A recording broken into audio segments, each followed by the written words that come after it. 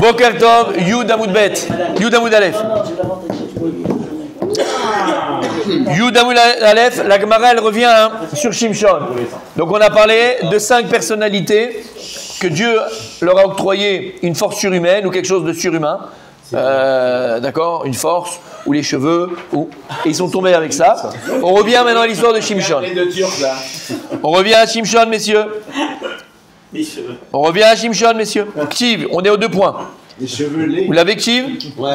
Regardez, messieurs, là. Ktiv. Si, j'ai vu la ligne. Là. Je te fais le doigt qu'il faut. Je l'ai. Ah, c'est bon, tourne la page. Tu la prends? C'est pas en vrai, hein. Tiens, Je l'aime. tu vois, Ktiv? Allô? Je veux pas voir ça. Allez, on y va. Ktiv. Il est écrit. Il a écrit dans Shoftim, au lycée de Shimshon.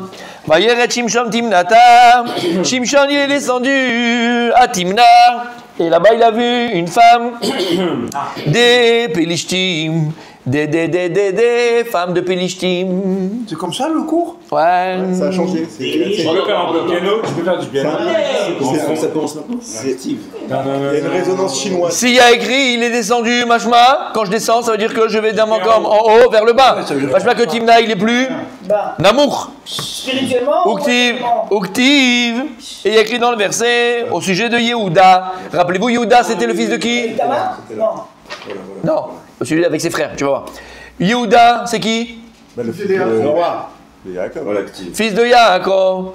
Lorsqu'ils ont vendu Yosef, Ken. T'es là, toi. ils sont venus chez son père. Oui. Ils lui ont dit Chayacha, Achaltaou. Achaltaou, qu'il y a une bête sauvage qui l'a mangé. Tout de suite, Non, ils n'ont pas dit ça. tout de suite, T'as vu ça tout de Voilà, la suite. chemise, est-ce que tu... Tarov Torah Yosef. Ah. Alors ils sont venus juste après. Tous les frères se sont rebellés contre Yehuda. Lama. Ils ont dit attends, on va voir la Gemara. Je vous le dis, mais ils ont dit attends. Quand ils ont vu la peine de Yaakov, ils ne pensaient pas qu'Yaakov allait tomber dans cette peine et personne ne pouvait le consoler. Comment il pensait qu'il lui demandait cette peine? Pas autant. Bon oui, mais pas comme ça. Mais c'est quoi ce... Mais pas une consolation jusqu'à s'il a dit des mots terribles. Je vais avec mon fils chez Ola, tatati, tatata. Bon. C'était son préféré. Je comprends pas la... Quand ils ont vu ça, les frères, ils ont dit c'est à cause de toi. Ils ont estimé leur exactement. Lorsqu'ils ont vu ça, les frères, ils ont dit à Yehuda, c'est ta faute. Là-bas, c'est toi le malchoute, c'est toi le roi. Si tu nous avais dit de ne pas le faire, on l'aurait pas fait. Et ils l'ont jeté. Ils l'ont mis en quarantaine. Yehuda, il est en quarantaine. D'où on sait ça? Ine chamicha ole timnatam. Donc il y a écrit ici. Voici Chamir. C'est qui Chamir? Ton beau-père. Ton beau-père, il monte de Timna, la Gotsono. Et donc, qu'est-ce qui s'est passé? Il est parti. Et là, on te raconte toute l'histoire de Yehuda. Yehuda, il a eu 3 fils. Il a donné à qui? Le premier, à Tamar, il est mort. Le deuxième, à Tamar, il est mort. Le troisième, C'est lui. Il n'a pas voulu lui donner. il a dit, bon, écoute, quand il grandira, je te le donnerai. Elle a compris qu'il voulait l'embrouiller. Donc on a dit maintenant à Tamar, regarde ton beau-père, il vient à Timna, il descend. On l'est Timnata, il monte à Timna. Voilà, il monte à Timna pour faire paître son troupeau. Et c'est là où elle fait le stratagème pour aller sur le truc et aller avec lui. Comment? C'est un peu loin, hein, quand même. C'est juste avant. Mais c'est juste avant Elat. Et c'est pas le même Timna. J'étais là-bas. C'est pas le même Timna. Ah, c'est rien. Juste à le roi Salomon. Les colonnes du roi Salomon. Les ruines du roi Salomon. Les colonnes. là-bas. Ouais. là-bas. C'est trop beau. C'est trop beau. T'as pas un hélicoptère. On va le faire, c'est prévu Bezragem, et on va faire une nuit là-bas d'ailleurs, on va dormir là-bas. C'est prévu? On va faire une nuit là-bas. Mais il n'y a rien, je l'ai dit. Ça dit qu'on peut pas tout faire en un instant. C'est pas le même team là. C'est prévu. C'est vrai. Allez, 8h à Timna tous. C'était où celui-là? Donc qu'est-ce qu'il y a écrit dans le verset? Descends et montez. Ine chamicha ole timnata. Au sujet de Shimshon, il y a écrit Vayered, il est descendu. Au sujet de Yuda, il y a écrit il est monté à Timna. Alors c'est en haut ou c'est en bas? Mais ça veut rien dire. Ça dépend où il est. Ça dépend de l'endroit où on se place. Ça dépend d'où il venait. Peut-être qu'il était encore plus bas. Mais c'est machma que c'était un là-bas comme Namour. Ah, mais on parle spirituel. Amar Rabbi Elazar, laissez parler les anciens. Amar Rabbi Elazar. Tout ce qu'il y a écrit dans le verset Aliyah Berida, il est monté, il est descendu. C'est pas le pshat. C'est pas le pshat. Et là, la kavana du pasouk, c'est quoi? C'est un remez. C'est un remez par rapport à une allusion. C'est une allusion par rapport au personnage dans lequel parle la Torah. Shimshon, Shenidgane, Ba, Psivbe, Irida.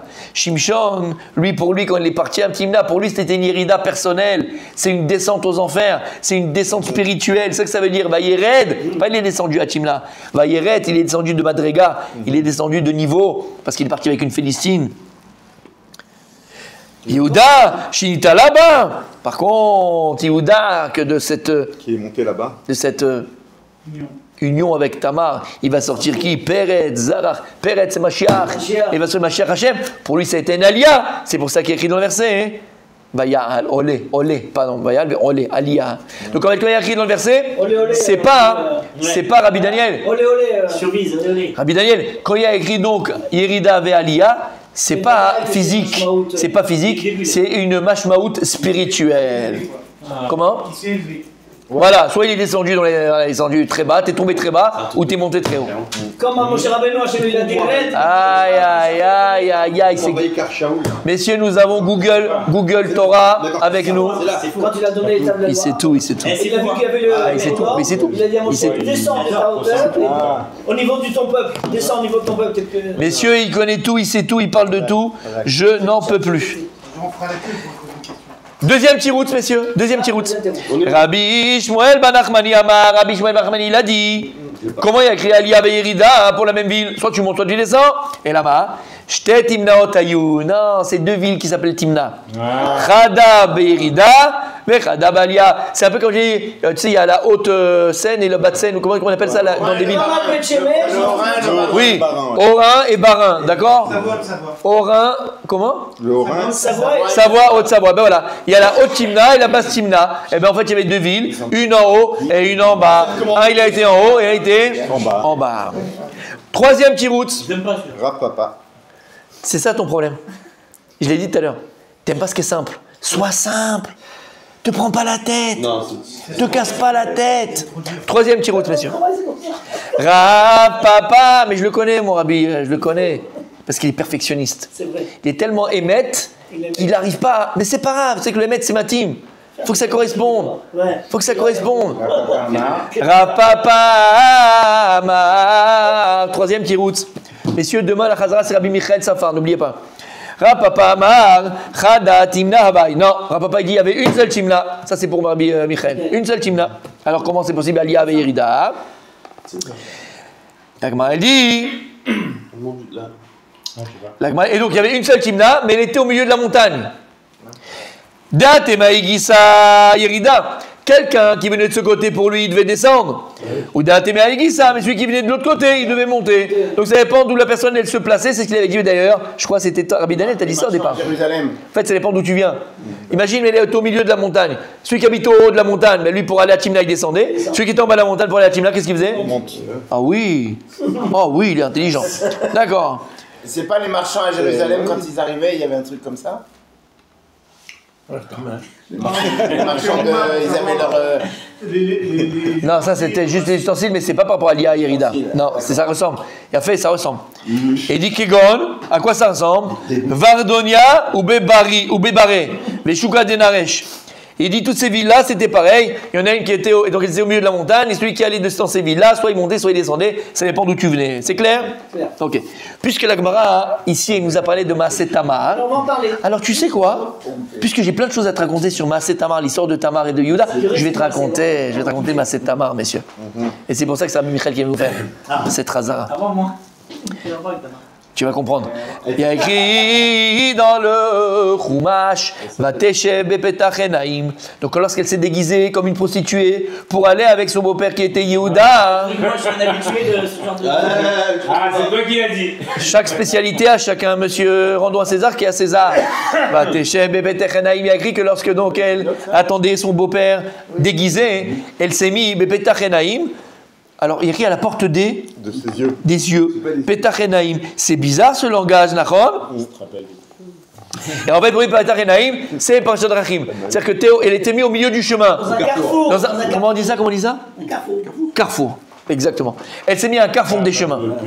Amar Rabbi Alexanderi. Amar Rabbi Alexanderi. Rabbi Alexanderi.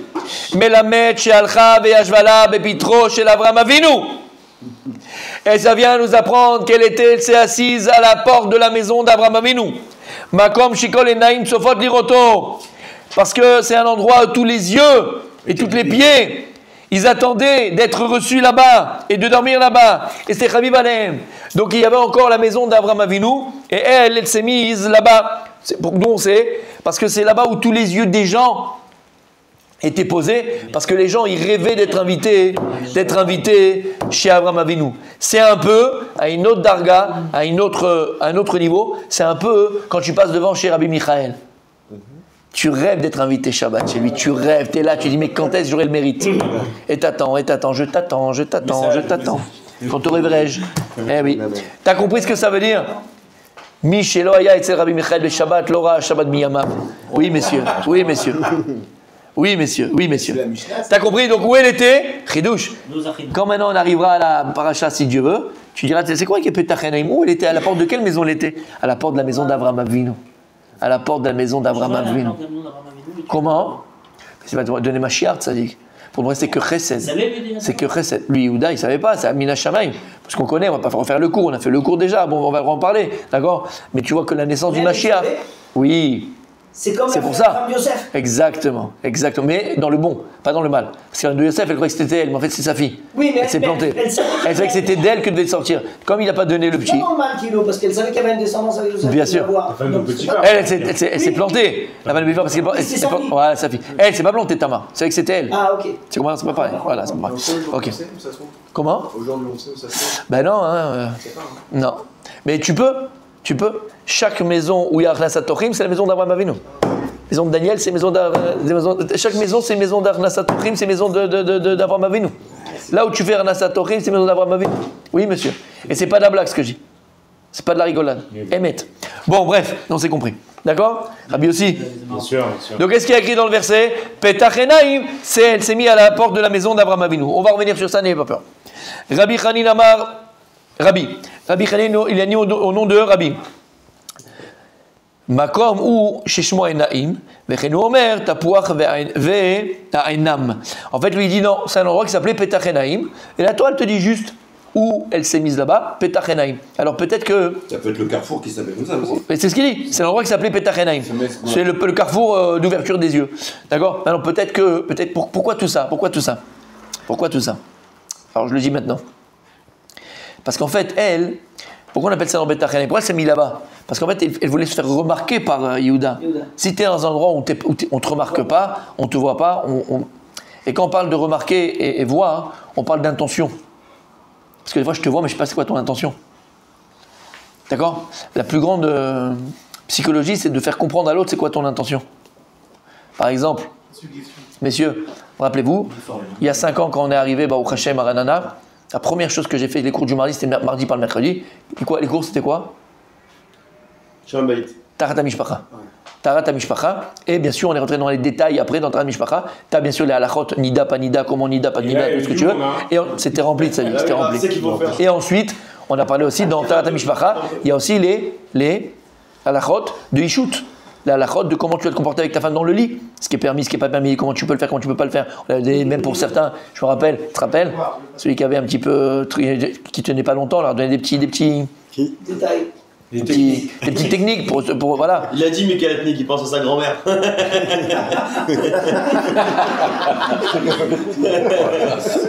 Donc c'est pas la grand-mère de Léga.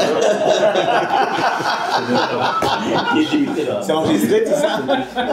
C'est malade là. Et on avait expliqué là-bas, il y a une halakha très très importante, c'est que, et les femmes m'ont appris d'ailleurs aussi, c'est qu'une femme n'a pas le droit d'être tovea et bala. Une femme n'a pas le droit de dire à son mari, de manière crue, claire, B-A-I-S-E, moi.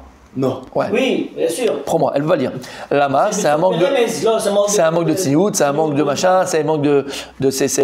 Comment on appelle ça? Il y a un autre mot en français. En hébreu. Non, en hébreu. C'est. Non, c'est pas tsiout. C'est. Comment dire. Comme l'effronterie. Ah. Chutzpan. Azout panim. C'est de la azout. Bien fait. Azout. C'est de la azout. Exactement. Là, comme ça, la Gemara elle dit. Donc quand une femme, elle a envie de son mari, Beremez. Si elle t'a mis les portes jartelles rouges, d'accord, avec là, tu comprends. Alors Chérie, c'est bizarre. Alors qu'elle fait une loubia. Ah ben- Alors qu'elle est en train de. Ou qu'elle fait. Ou qu'elle fait. Ouais. Ou qu'elle fait. la viande chérie. Ou qu'elle fait le ménage, d'accord. C'est qu'il y a quelque chose qu'elle te demande. Hein? Ou alors elle n'a plus rien à se mettre. C'est une autre religion. Donc, messieurs, pour être plus sérieux, c'est halakha. C'est halakha. C'est halakha. D'accord? C'est halakha. Donc, au départ, avant l'acte et tout ça, une femme, elle peut faire des remèdes, elle peut aller te chauffer son mari, tout ça, mais pas dire au départ, voilà, c'est un peu de hazout panim. Et donc, en fait, c'est ce qu'on te dit. Petach Enaim, c'est l'endroit où elle pouvait se faire voir. D'accord? Elle était vue. Petach Enaim, c'est la porte des yeux. C'est-à-dire que là, on connaît l'intention de cette femme, on connaît le machin, et elle attire l'œil. Elle attire l'œil. Maintenant, si elle est seule sur le carrefour, on peut pas le rater. Oui, mais tu peux avoir quelqu'un sur le carrefour, mais tu peux, bon, elle est là, elle fait la manche, elle fait du slop, ou elle. Attends, Déa. Ça veut dire que. Elle a fait en sorte pour attirer le regard. Voilà, c'est ça qu'on veut te dire. C'est ça qu'on veut te dire. Elle a tout fait, Tamar, pour attirer le regard. Et encore une fois, elle s'est mise à un endroit, parce qu'il y a même des endroits qui attirent le regard. Tu sais, des fois, tu es dans un machin, tu dis non, je ne l'ai pas remarqué.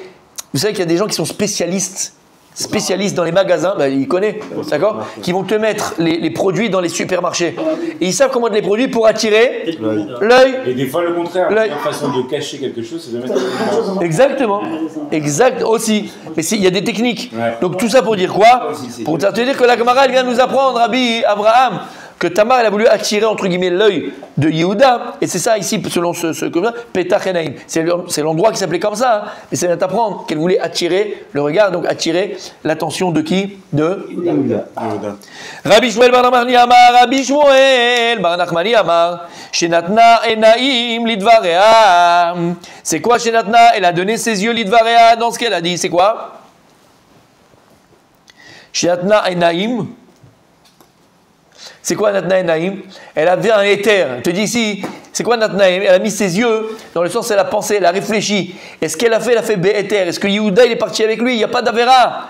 Natna Enaim, c'est-à-dire qu'elle s'est concentrée, elle a pensé, elle a réfléchi. C'est quoi quand on dit à José Miloublin? C'est quoi José Miloublin? C'est quoi José? José, quelqu'un qui voit, mais qui voit très loin, c'est la prophétie. Ici, quand on dit Petach Enaim, ça veut dire qu'elle a vu loin. Et elle a vu que de elle devait sortir qui? Mashiach, par Yehuda. Et pour dire que dans ce qu'il a fait Yehuda, ce qu'il a fait Yehuda et Tamar, il n'y a aucune avéra. C'est ça qu'ils ont dit Petach Enaim. Kshetava, écoutez bien messieurs. On a tous du mal à comprendre. Ouais, tous. Alors, messieurs, c'est normal qu'on ne peut pas comprendre. Parce que, mais badaï, parce que, non, c'est pas un roc. Non, c'est pas un roc. Non, c'est pas la vache rousse. Elle a vu. Non, c'est pas la vache rousse. Je répète encore une fois. Premièrement, la Torah, on le voit, on l'a vu encore en long, en large, elle n'a pas peur de parler de tout. De tout.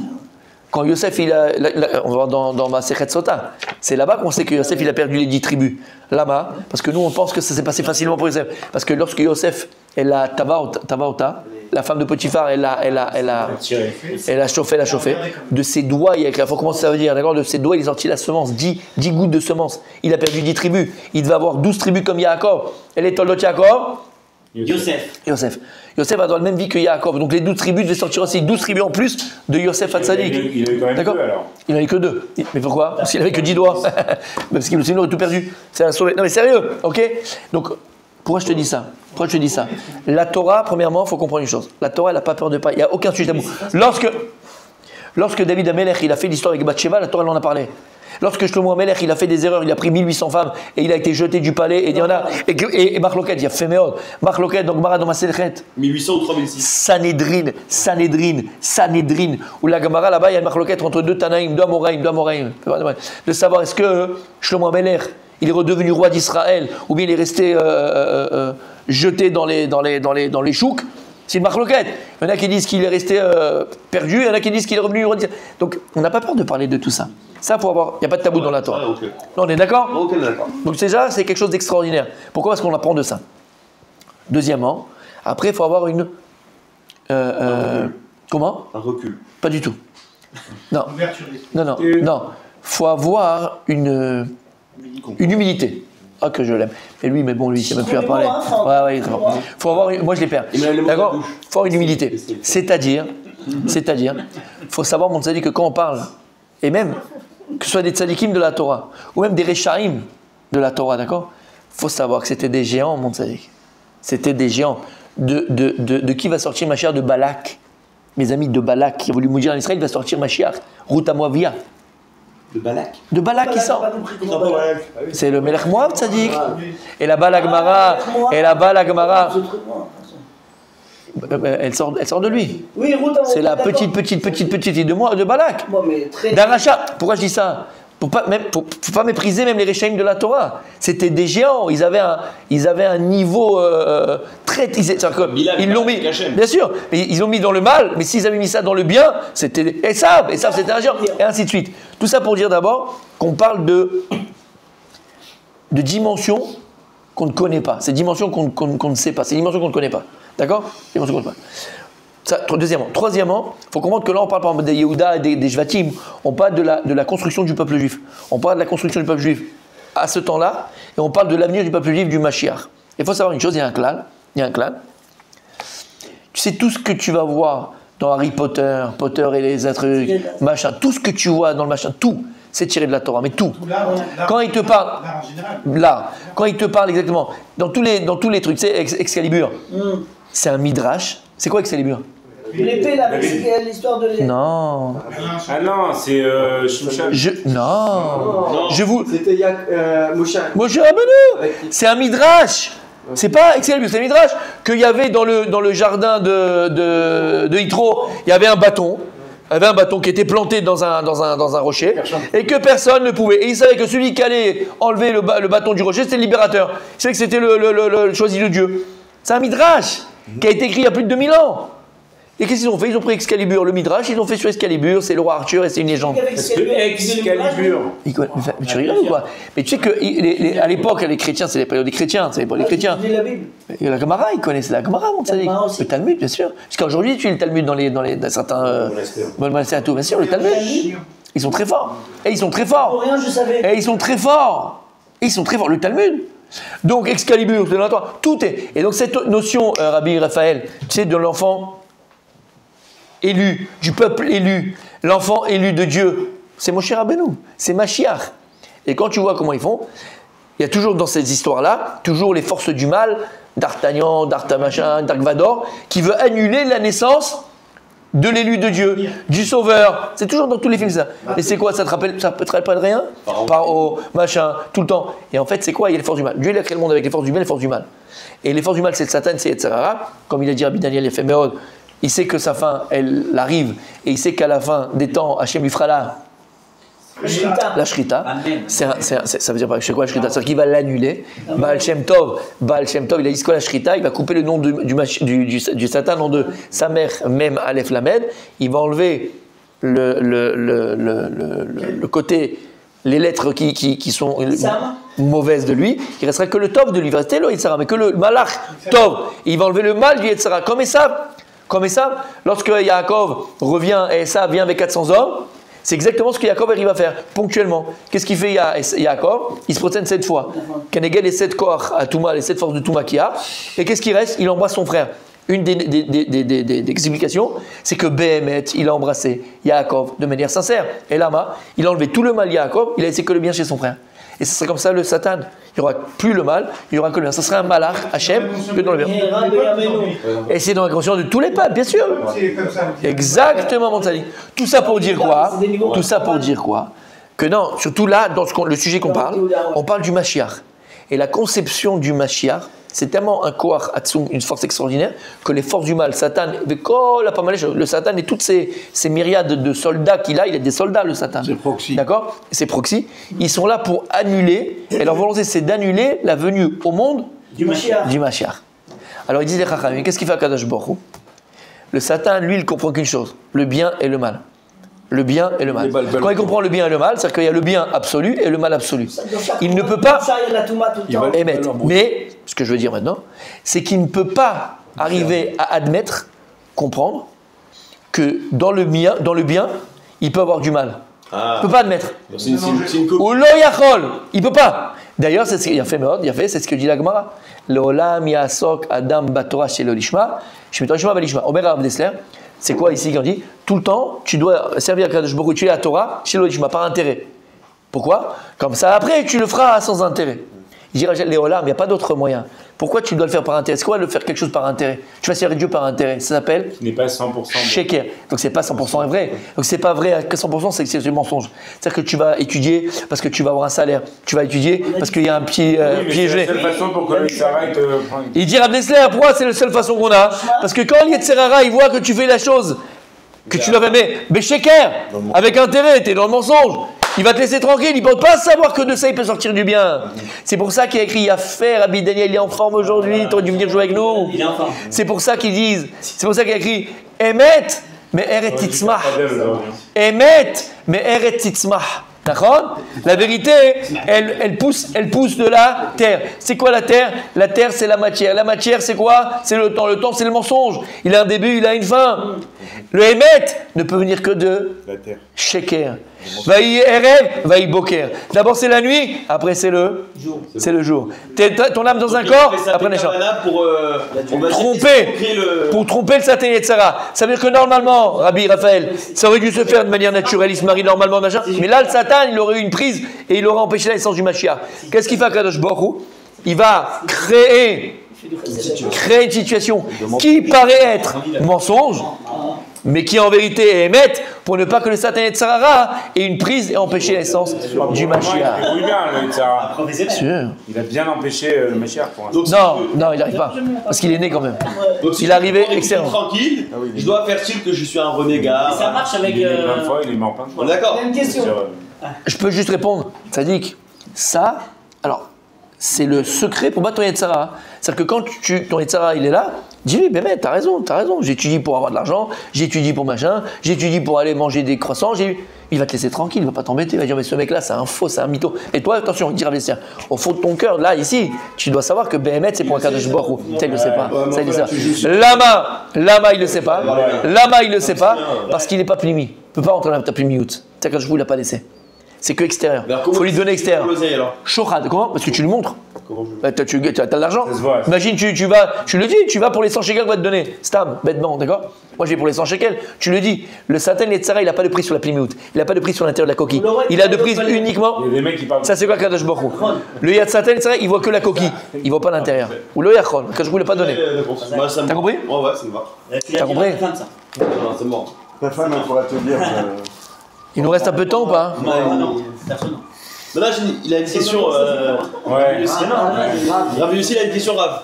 Si au lieu de dire B-A-I-S-E-R, elle dit fais-moi un gosse. Quoi? Si au lieu de dire je veux B-A-I-S-E-R interdit, elle dit fais-moi un gosse. C'est beau. Pas fais-moi un gosse. Ce qui veut dire. Oui, mais fais-moi un gosse, c'est par le bon trou de Sadik. Khalouf.